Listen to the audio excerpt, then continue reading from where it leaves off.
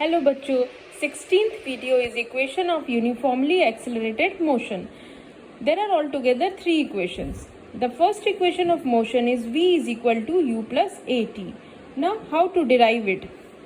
We know that acceleration is rate of change of velocity. Rate means change in velocity divided by time taken. So change in velocity is final velocity minus initial velocity. We know that acceleration is represented by small a, final velocity by v, and initial velocity we take small u, time taken is t, small t. So if we cross multiply, then v minus u is equal to at, cross multiply a and t. Now u, move this minus u to left hand side, so it becomes v is equal to u plus at. Now how to derive this first equation of motion? By graphical method. To derive v is equal to u plus at by graphical method, let us take this graph, velocity time graph. Now see, this graph starts from this a point. It is not starting from o point, origin. What does this mean? This means that the body is not starting from rest, but it has certain initial velocity which is represented by small u. This OA length is small u, initial velocity. Now the object, this B point, this is the final velocity v.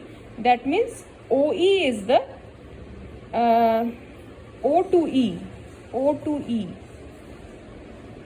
This OE is equal to v, right? And this length is time taken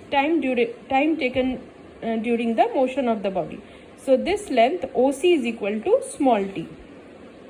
Now slope of the graph gives the acceleration. So slope is equal to acceleration, and it is slope. This is the slope. This line AB is the slope. Now AB slope is equal to always vertical height by horizontal height, means y-axis divided by x-axis. So this length, this is BD. BD divided by AD. BD divided by AD. Now we have to find out what is the length of BD. Now see this BD. BD we can write is equal to BC minus DC. BC minus DC. This whole length BC minus DC. Now see BC. What is the length of BC? BC is your final velocity v. BC is final velocity v minus DC is this initial velocity u. Right. Now we put the BD length as v minus u, and AD is the time period small t. So t. Now again we got the same equation as above. A is equal to v minus u by t. So just cross multiply, v minus u is equal to at as done above, and thus we get the v is equal to u plus at. This is the final equation which is derived. Thank you.